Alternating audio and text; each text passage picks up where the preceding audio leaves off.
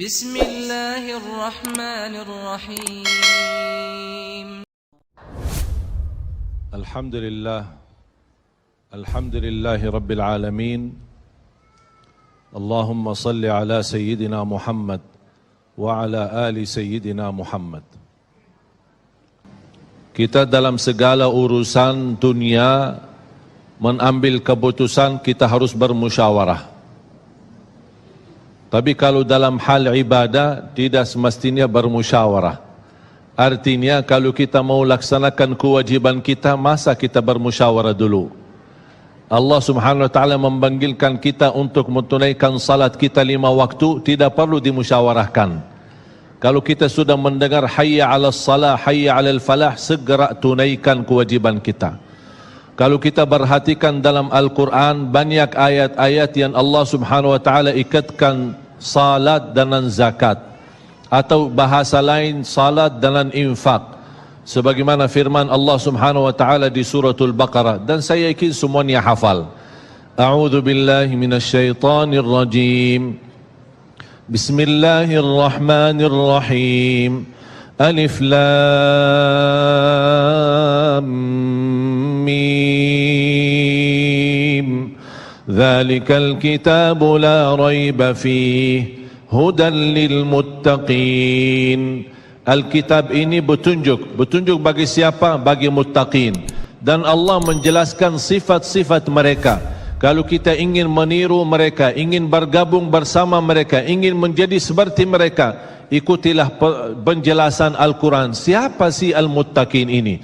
Allah subhanahu wa ta'ala sebutkan, alladzina yu'minuna bil ghaibi wa yuqimuna as-salata wa mimma razaqnahum yunfiqun. Mereka adalah yang beriman tentang ghaib. Apa yang ghaib? Allah, malaikat, jannah, surga, neraka, segala sesuatu yang ghaib mereka percaya, walaupun mereka tidak melihat dengan mata sendiri. Dan sifat mereka alladzina yuqimuna as-salah. Beda artinya yuqimuna as-salah sama yusallun. Ada orang hanya kerjakan salat, tapi ada orang mendirikan salat.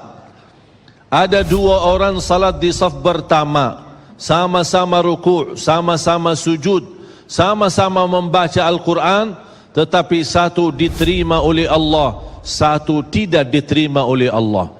Apa persoalannya? Karena satu menghadap Allah dengan hatinya, dan satu hanya menghadap Allah dengan fisik badannya.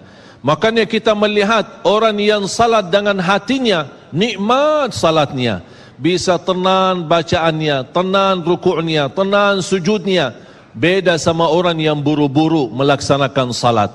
Saya pernah masuk satu masjid, habis saya tahiyatul masjid duduk. Saya melihat seorang baru masuk dan juga tahiyatul masjid. Saya melihat gerakan salatnya, subhanallah, bukan subhanallah, na'udzubillah, luar biasa cepat.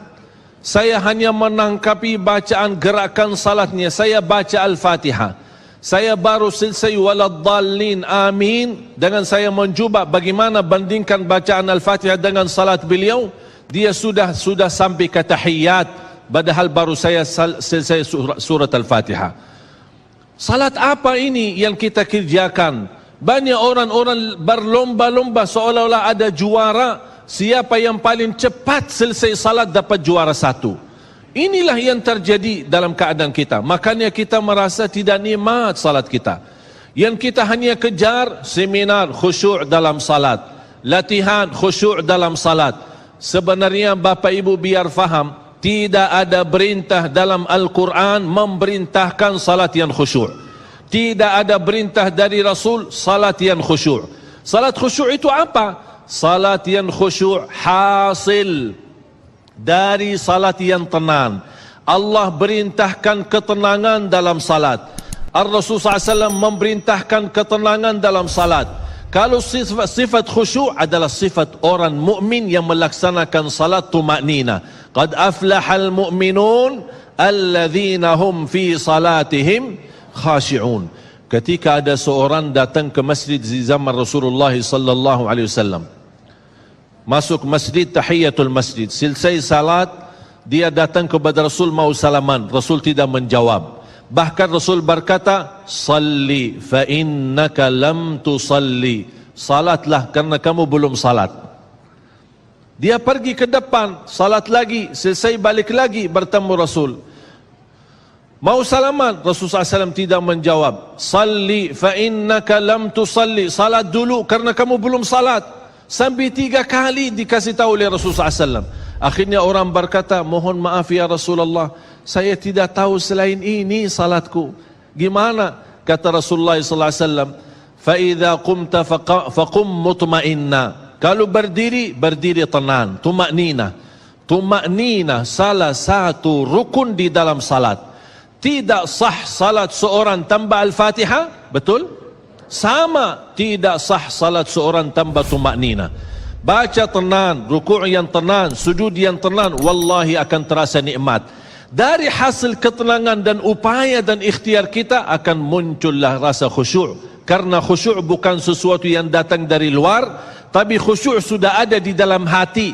Tinggal bagaimana cara dikelola, bagaimana bisa dikembangkan cara salat yang tenang.